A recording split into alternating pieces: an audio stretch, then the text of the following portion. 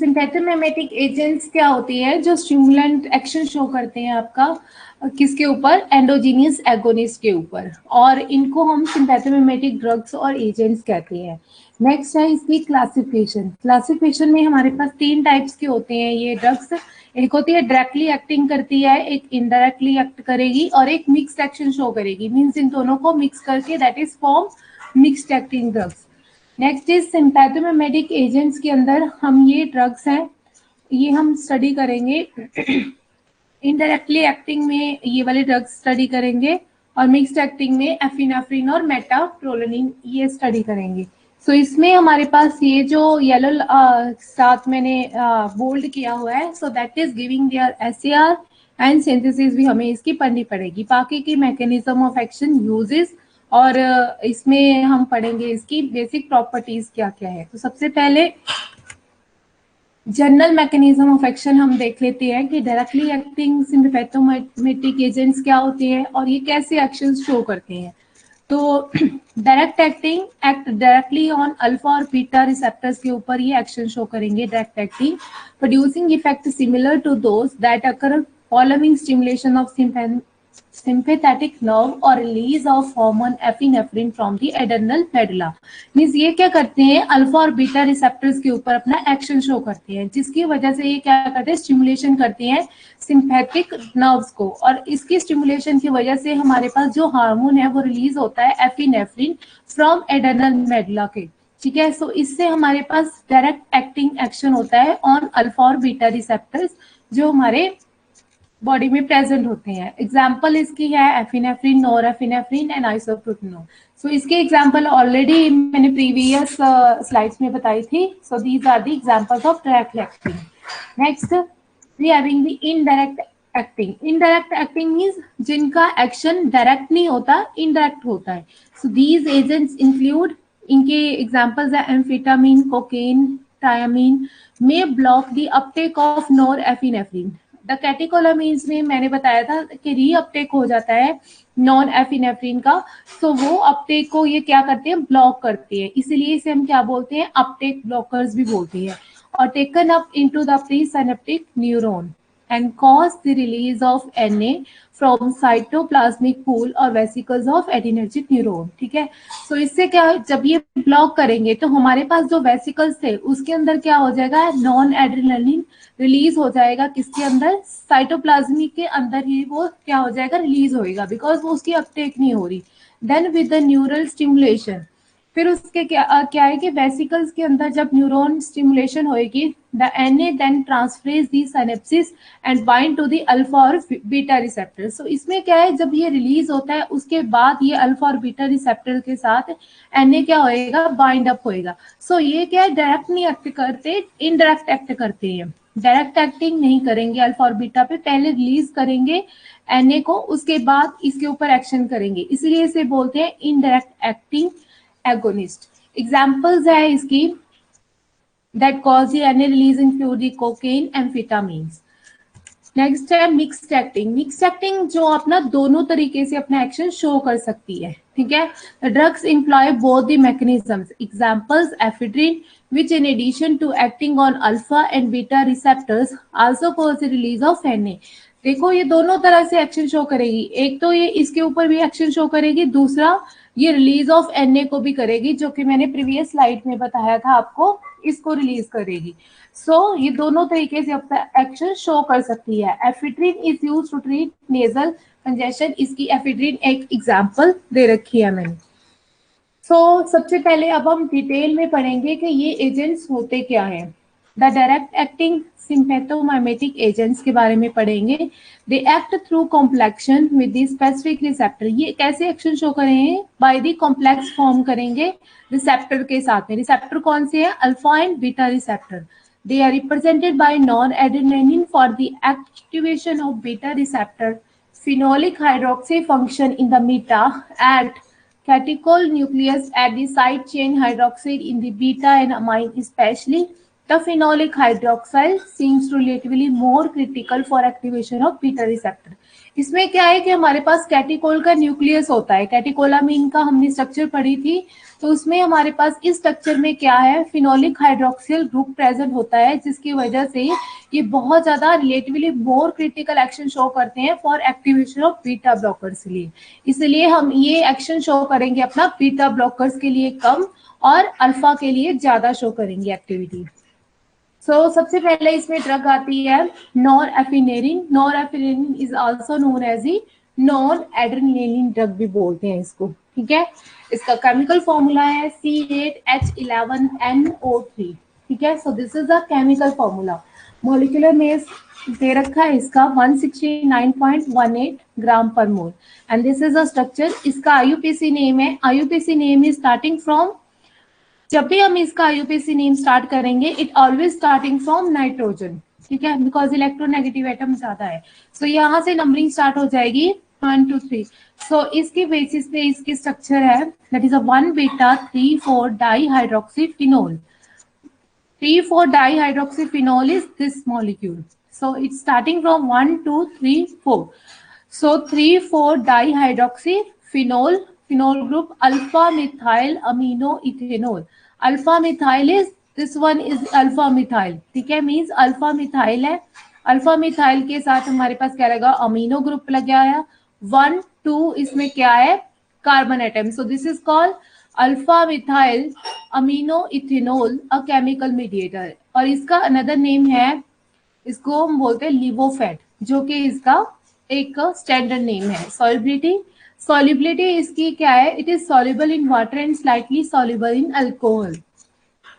उसके बाद है रिएक्टिविटी, जो हमारे पास Na है, Na that is non epinephrine है, रिएक्टिविटी है, it should be protected from air and light because it darken on exposure to air and light, ठीक है। सो इसे हम प्रोटेक्ट करना पड़ता है फ्रॉम एयर एंड लाइट से, means it should B store in container so that it is not exposed to any air or light. Mechanism of action क्या है इसका, the non-epinephrine function as a peripheral vasoconstriction. ये function show करता है as a vasoconstriction, मतलब constriction करता है हमारी ब्लड वेसल्स को, कॉन्ट्रैक्ट करता है। बाय कैसे, by action on alpha adrenergic receptors के ऊपर एक्शन शो करके, ठीक है। सो हमारी ब्लड वेसल्स को क्या करेगा, कॉन्ट्रैक्ट करेगा।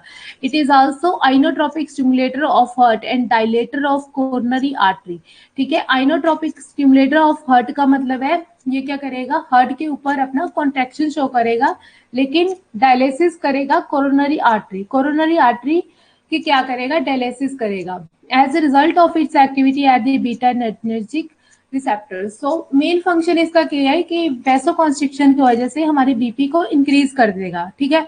सो this is the drug mainly use for BP के लिए हम यूज करते हैं। Uses is similar to adrenaline. It works by constricting the blood vessel, increasing the blood pressure and blood sugar level in your body.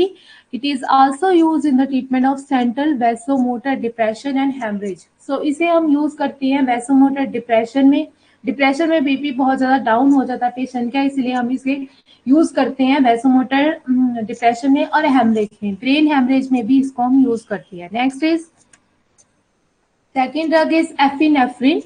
It is also known as adrenaline और catecholamine भी बोलते हैं। सो कैटिकोलामीन का मैंने पूरा आपको मैकेनिज्म एक्शन बता दिया था। So now the chemical formula is C9H13NO3, molecular mass is 183.204 ग्राम पर मोल और दिस इज द स्ट्रक्चर। और इसमें भी हमारी नंबरिंग यहाँ से स्टार्ट होगी।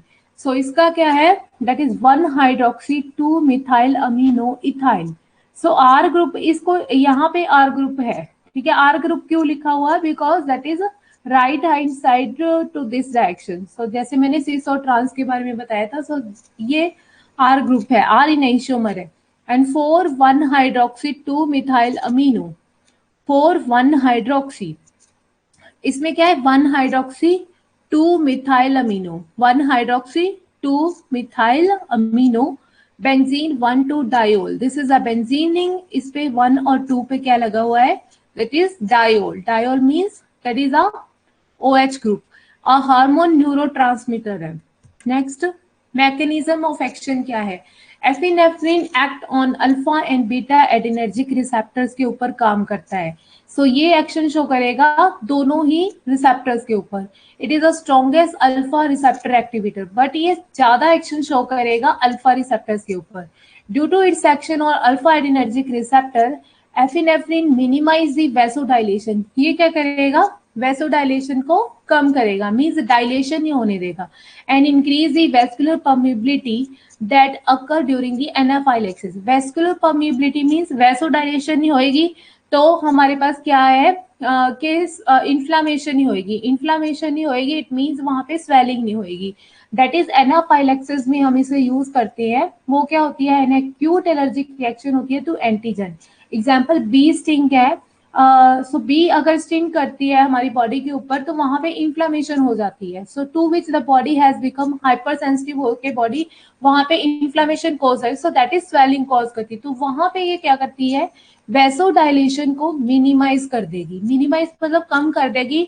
सो हमारे पास इन्फ्लामेशन कॉज नहीं होएगा. सो ये हम इसका मेन मैकेनिज्म है which can cause the loss of intravascular fluid volume as well as the hypotension. So इससे क्या होएगा?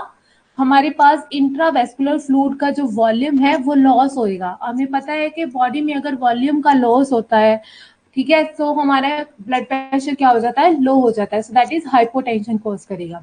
Epinephrine relaxes the smooth muscles of bronchi. ये और क्या एक्शन शो करेगा? स्मूथ मसल्स ऑफ ब्रोंकियस के ऊपर जो हमारे रेस्पिरेटरी सिस्टम में है उसके ऊपर रिलैक्सेशन करेगा. And it is histamine antagonist. ये हिस्टामिन का एंटागोनिस्ट होता है. ठीक है. The rendering it useful in treating the manifestation of allergic reactions and associated conditions. ठीक है. ये क्या करेगा? It is useful in manifestation of allergic reactions. कोई भी हमारी बॉडी के अंदर एलर्जिक रिएक्शंस होती हैं तो हम उसके लिए ड्रग्स देते हैं नॉन एड्रेनलिन कैटेगरी की. So this is very important for use in the allergic reactions. The next is इसी का मैकेनिज्म ऑफ एक्शन में थर्ड है. इसमें this drug also produce an increase in blood sugar level. ये increase कर देती है. And increase the glycogenolysis. Glycogenolysis क्या होता है? Glycogenolysis is conversion of glycogen to glucose. ठीक है. ग्लाइकोजन की कन्वर्जन होती है ग्लूकोज में. सो ये उस चीज को क्या करती है? इंक्रीज कर देती है लिवर में through it's action on beta adrenergic receptor. ठीक है. सो ये क्या करेगी ड्रग? बीटा एडिनर्जिक रिसेप्टर के ऊपर जब एक्शन शो करेगी तो हमारे पास ग्लूकोज के लेवल को क्या करेगी? बॉडी में इंक्रीज कर देगी. बिकॉज ये प्रोसेस क्या हो रही है? इंक्रीज हो रही है. That is the conversion of glycogen to glucose. Automatically blood sugar level is increase. Epinephrine leads to the bronchial smooth muscle relaxation. Epinephrine क्या करेगी? ब्रोंकियल स्मूथ मसल्स की रिलैक्सेशन करेगी. That help to relieve the bronchospasm. किसी का excuse me, किसी का speaker on है, please off कर दीजिए. The bronchial smooth muscles relaxation that help to relieve the bronchospasm. ठीक है. सो इससे क्या होएगा?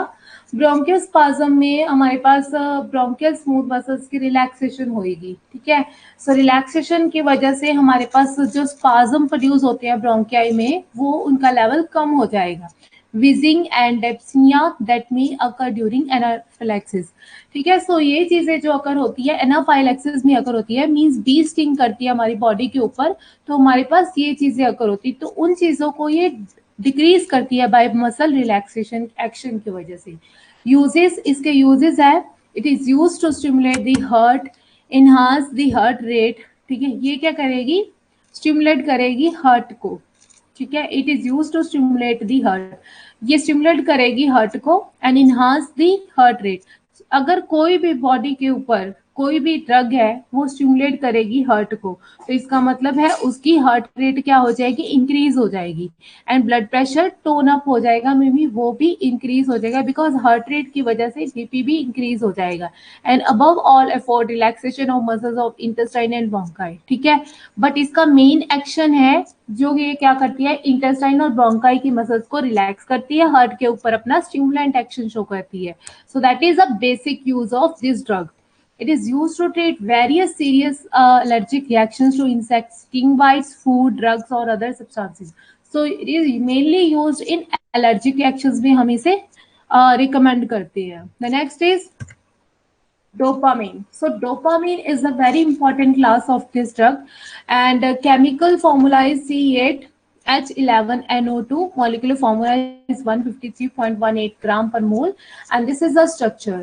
And how its IUPAC name is always starting from nitrogen group, and that is given its naming 3,4-dihydroxyphenylamine.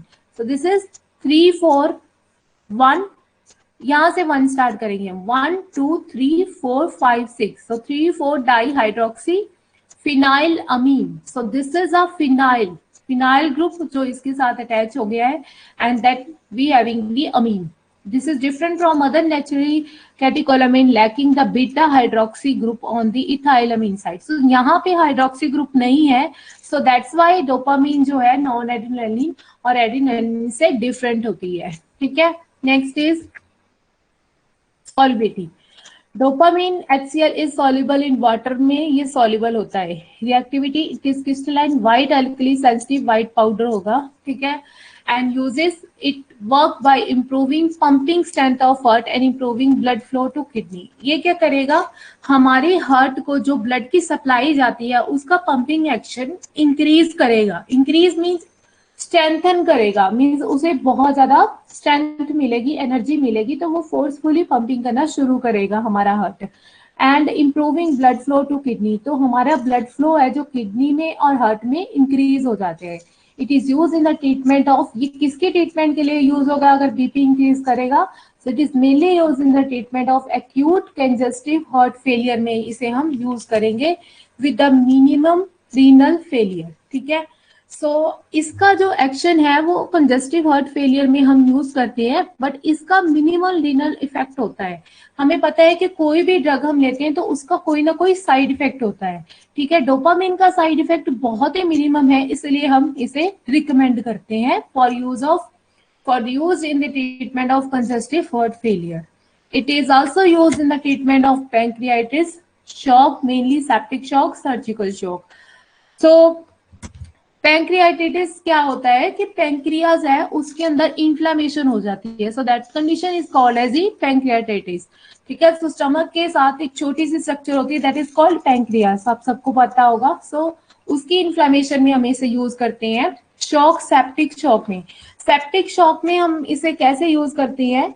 Septic shock एक condition होती है जिसमें क्या होता है, हमारा बीपी है जो फेल हो जाता है, बीपी कम हो जाता है बिकॉज हमारी बॉडी को क्या होता है, ऑक्सीजन नहीं मिलती.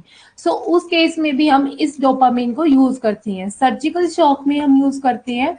सर्जिकल शॉक में ये क्या होता है, it is a shock to circulation resulting from surgery. ठीक है.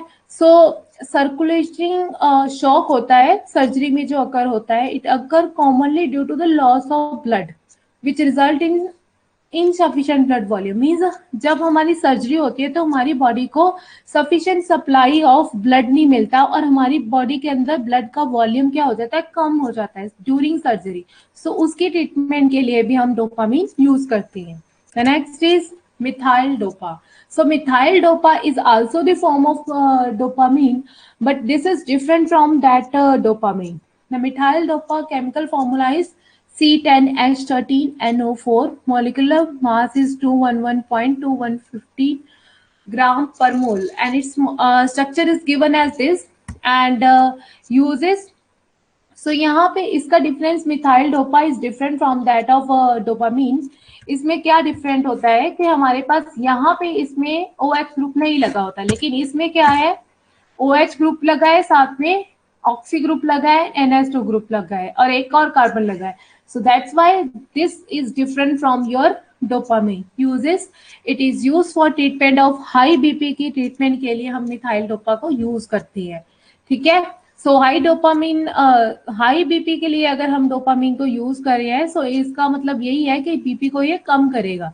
So it lowering the high BP help in preventing strokes, heart attack, kidney problem. ठीक है. सो हार्ट अटैक के केस में और स्ट्रोक्स को क्या करेगा, प्रिवेंट करेगा. स्ट्रोक क्या होता है, स्ट्रोक होता है ब्रेन में आकर होता है. इसमें क्या होता है कि हमारे पास जो हमारा ब्रेन है उसमें हमारी ब्लड सप्लाई क्या हो जाती है, कम हो जाती है.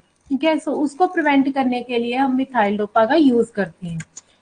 The next is mechanism of action, detail में हम इसका पढ़ेंगे। Although the mechanism of action has yet to conclusively demonstrated, the resulted hypotensive effect is most likely due to the drug action on CNS. इसका जो mechanism of action है कि हमें known नहीं है, बट इसमें क्या है कि मेन एक्शन जो है इसका ड्रग का किसकी वजह से होता है, due to the drug action on CNS, central nervous system के ऊपर इसका ड्रग का एक्शन जो होता है। इसकी 2-3 थ्योरी है, सो इसे हमने वाइडली एक्सेप्टेड किया हुआ है। नेक्स्ट है मिथाइल डोपा। इसमें क्या होता है कि मिथाइल डोपा सबसे पहले क्या होएगा, कन्वर्ट हो जाएगा इसके मेटाबोलाइट में। ठीक है, so methyl dopa is converted to metabolite alpha methyl norepinephrine में कन्वर्ट हो जाएगा। ये methyl dopa alpha methyl norepinephrine में in the CNS where it stimulate the central inhibitory alpha adrenergic receptor. उसके बाद ये क्या करेगा, स्टिमुलेट कर देगा किसको, इनहिबिटरी अल्फा एडिनर्जिक रिसेप्टर के ऊपर स्टिमुलेट, मतलब प्लस एक्शन शो करेगा इसके ऊपर। सो जैसे ही हमारे पास ये रिसेप्टर क्या होएगा, इनहिबिटरी एक्शन शो होएगा इसके ऊपर, इसके बाद क्या होएगा, सिंपैथेटिक टोन क्या होएगी, रिड्यूस हो जाएगी। अगर इसके ऊपर स्टिमुलेंट एक्शन होता है और इनहिबिटरी एक्शन नहीं होता तो स्टिमुलेंट टोन क्या होती, इंक्रीज होती। लेकिन ये यहाँ पे इनहिबिटरी एक्शन शो करेगा, मींस उसका जो रिसेप्टर का जो एक्शन है उसका ऑपोजिट एक्शन शो होगा। इट मींस उसकी वजह से सिंपैथेटिक टोन क्या हो जाएगी, रिड्यूस हो जाएगी, and total peripheral resistance and BP is also reduce हो जाएगा। So that is the main action of methyl dopa. Reduction in plasma renin activity, और उसके बाद क्या होगा, प्लाज्मा रेनिन की एक्टिविटी डिक्रीज हो जाएगी, as well as the inhibition of both central and peripheral norepinephrine and serotonin production. So इसकी वजह से हमारे पास एपिनेफ्रिन, नॉरएपिनेफ्रिन, सीरोटोनिन की प्रोडक्शन क्या हो जाएगी, इनहिबिटरी एक्शन शो होएगा। So may also contribute to drug anti-hypertensive effect. Anti-hypertensive means BP को ये increase नहीं होने देगा. Although this is not a major mechanism of action, so इसकी एक theory है. Next theory में इसका mechanism of action है. This is done through the inhibition of decarboxylation of dihydrophenylalanine. Second इसका action हो सकता है कि decarboxylation कर दे हमारे पास डाईहाइड्रोक्सी फिनाइल एलानिन का, मींस डोपा का। ठीक है, सो डोपामीन के ऊपर ये अपना इनहिबिशन एक्शन शो करेगा, डीकार्बोक्सिलेशन करेगा, the precursor of non epinephrine end of 5 hyper hydroxy tryptophan. ठीक है, सो ये जो होता है डोपामीन इज द प्रिकर्सर होता है एपिनेफ्रिन का एंड 5-HTP का, the precursor of serotonin in CNS and in most peripheral tissue. So ये उनकी क्या करेगा, इनहिबिटरी एक्शन शो करेगा। जैसे यहाँ पे इनहिबिटरी एक्शन शो किया था, वैसे ही डीकार्बोक्सिलेशन की वजह से डोपामीन और 5-HT के ऊपर भी क्या करेगा, इनहिबिटरी एक्शन शो करेगा। So that is the main mechanism of action. तो क्लोनिडीन, क्लोनिडीन का हम पढ़ेंगे इसके chemical formula. Chemical formula is C9H10Cl3N3, molecular mass this, and this is your IUPAC name. IUPAC name में हमारे पास क्या है कि इसके स्ट्रक्चर में that is two six dichlorophenyl, two six dichlorophenyl is this ring, 4,5-डाइहाइड्रो, 1H imidazole 2 amine, 1H imidazole is this one, this is imidazole ring, and this is your 4,5-dihydroxy, this is 4,5-dihydroxy, ये 4 और 5 है, and this is called IUPAC name. तो इसका mechanism of action है, the clonidine stimulate the alpha adrenergic receptor in brain stem, the action result in reduced sympathetic outflow from a central nervous system. इसका main action क्या है कि ये sympathetic outflow को जो सेंट्रल नर्वस सिस्टम के ऊपर होता है उसको रिड्यूस करेगा, मींस सिंपैथेटिक आउटफ्लो को कम कर देगा, बिकॉज ये अल्फा एडिनर्जिक रिसेप्टर के ऊपर काम करेगा, and decrease in peripheral resistance, renal vascular resistance, heart rate and blood pressure. Because ये क्या करेगा, आउटफ्लो नहीं होने देगा, इट मींस हार्ट रेट भी डिक्रीज हो जाएगी, वेस्कुलर रेजिस्टेंस भी कम हो जाएगा और ब्लड प्रेशर भी हमारा कम हो जाएगा, बिकॉज ये फ्लो नहीं होने देगा। सो that is called clonidine. Uses इसके है, इट इज यूज्ड इन, सो अगर ये बीपी को कम करेगा, so it is basically use है, तो कोई भी चीज अगर बीपी को कम करेगी सो वो हाइपरटेंशन में यूज होगी। It is used in the treatment of dysmenorrhea. So this is a disease होती है, ये क्यों होती है? Severely pain cramp during the menstruation period में हमारे पास ये डिसीज अकर होती है. सो पेनफुल मेंस्ट्रुएशन साइकिल के लिए इसे हम यूज करते हैं क्लोनिडिन को. हाइपरटेंसिव क्राइसिस के लिए, condition in which your blood pressure is very high, so hypertension में यूज होता है. It is also used as an aid in smoking cessation therapy. So जिनको स्मोकिंग की दैट इज एडिक्टेड होते हैं, स्मोकिंग एडिक्टेड पर्सन, तो उनकी treatment के लिए भी हम क्लोनिडिन को यूज करती हैं. एंड टू डायग्नोज दी पियोक्रोमोसाइटोफोम, ठीक है. सो ये जो डिसीज होती है इसकी ट्रीटमेंट के लिए भी हम क्लोनिडिन यूज करती हैं. सो ये क्या होता है? एक तरह का ट्यूमर होता है, a tumour that develop on the gland near the kidney. So kidney के नियर एक ग्लैंड होता है, सो उसके ऊपर क्या होता है? ट्यूमर कॉज हो जाता है, जिसमें cause high blood pressure and fast heart rate. तो इसकी वजह से बीपी इंक्रीज होता है सडनली. सो इसकी ट्रीटमेंट के लिए हम क्लोनिडिन रिकमेंड करते हैं. The next is phenylpharine drug. So this is very important drug, and phenylpharine always occurring in your exam as the important question for 5 or 10 marks. इसमें chemical formula है C9H14ClNO2. Molecular mass is 162.2 ग्राम पर मोल. इसमें देखो जैसे ये R hydroxy group इसके ऊपर present है, so that is 3,1R1 hydroxy. So this is a 1 hydroxy 2-methyl amino. This is a 2-methyl amino group. Ethyl is 1, 2. So these are the 2 carbon is known as ethyl. Phenol is this ring is known as phenol. Next, mechanism of action of phenylpharine is an alpha-1 adrenergic agonist which bring vasoconstriction and mydriasis. ठीक है, ये क्या करता है कि vasoconstriction करता है, means contraction करता है ब्लड वेसल्स की, एंड माइड्रेटिस डायलेशन करेगा प्यूपिल ऑफ आई की और कॉन्ट्रैक्शन करेगा ब्लड वेसल्स की. सो इसका main action alpha one adrenergic agonist के ऊपर इसका मेन एक्शन है. It depend on the location of administration and the route of administration, means जिस रूट के थ्रू इसकी ड्रग दी जाएगी, फॉर एग्जांपल अगर आईवी के थ्रू दी जाएगी, सो उसके ऊपर इसका मैकेनिज्म ऑफ एक्शन डिपेंड करता है. The systematic exposure to drug result in agonism of alpha one adrenergic receptor which leads to increase in systolic and diastolic blood pressure. कहते हैं अगर हम इसका सिस्टमेटिक एक्सपोजर देते हैं ड्रग का, सो इसकी वजह से क्या होएगा? अल्फा-1 एडिनर्जिक जो हमारे पास रिसेप्टर होगा उसका एगोनिज्म हो जाएगा, विच लीड्स टू, उसकी वजह से क्या होएगा? Systolic as well as diastolic pressure जो है इंक्रीज हो जाएगा ब्लड का. ठीक है, बिकॉज इसने कहा कि वैसोकॉन्स्ट्रिक्शन करेगा. वैसोकॉन्स्ट्रिक्शन मींस रिलैक्सेशन बिल्कुल ही खत्म हो जाएगी और सिस्टोलिक प्रेशर जो है इंक्रीज हो जाएगा immediately, and also increase in peripheral vascular resistance भी इसमें इंक्रीज हो जाएगा. The increase in blood pressure stimulate the vagus nerve. ठीक है, सो इसकी वजह से क्या होएगा? ब्लड प्रेशर इंक्रीज हो जाएगा और vagus nerve which result in cause of reflex bradycardia इसमें आ सकता है. So reflex bradycardia high BP को कॉज करते हैं. So that is a condition of high BP, reflex bradycardia. और इसके और यूजेस है. It is used to relieve nasal discomfort.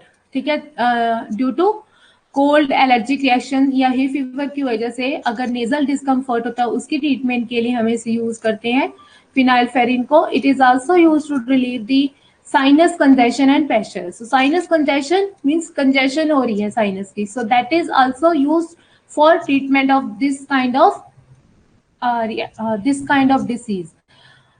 इसमें एक नोट है, the phenylephrine will relieve the symptoms but will not treat the cause of symptoms. ये सिर्फ symptoms को खत्म करता है, उसके रूट कॉज को खत्म नहीं करता. सो that is the main drawbacks of this drug. ठीक है, and next is, your lecture is over now.